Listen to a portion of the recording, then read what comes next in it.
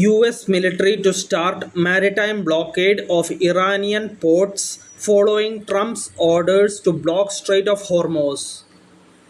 The US military will start a maritime blockade of Iranian ports today following President Donald Trump's orders to block the Strait of Hormuz. According to the United States Central Command (CENTCOM), the blockade will apply to all ships going in and out of the Iranian ports and coastal regions. However, ships passing through the Strait of Hormuz to non-Iranian ports will be allowed. All mariners have been advised to monitor notice to mariners broadcasts and maintain communication with US naval forces on bridge to bridge channel 16 while operating in the Gulf of Oman and approaches to the Strait of Hormuz. In response, Iran's Islamic Revolutionary Guard Corps has warned that any attack or mistake by the US or its allies would face a strong reaction. Iran also claimed it has full control over Strait of Hormuz.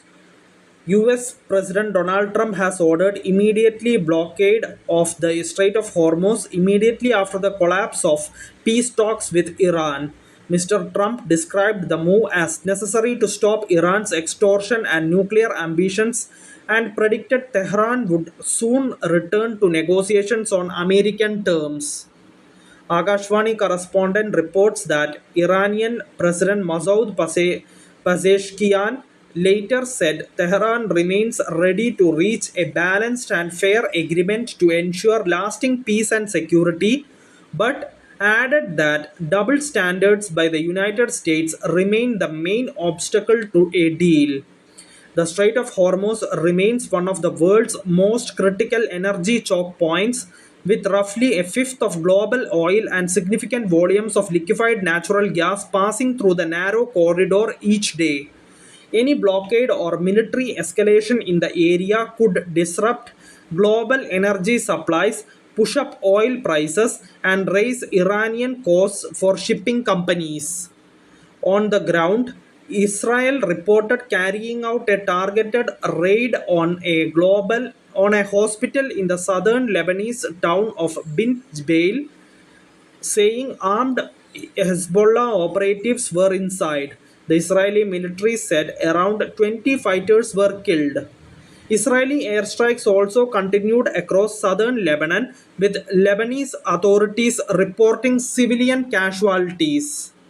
Lebanese Prime Minister Nawaf Salam said his government is working to secure a full Israeli withdrawal from southern Lebanon and end the fighting, adding that more than 2,000 people have been killed in this phase of the conflict. Meanwhile, Pezeshkian discussed developments with Russian President Vladimir Putin as diplomatic efforts continue amid rising military tensions across West Asia. Thank you for listening. Thank you for watching. Thank you, everyone. Bye.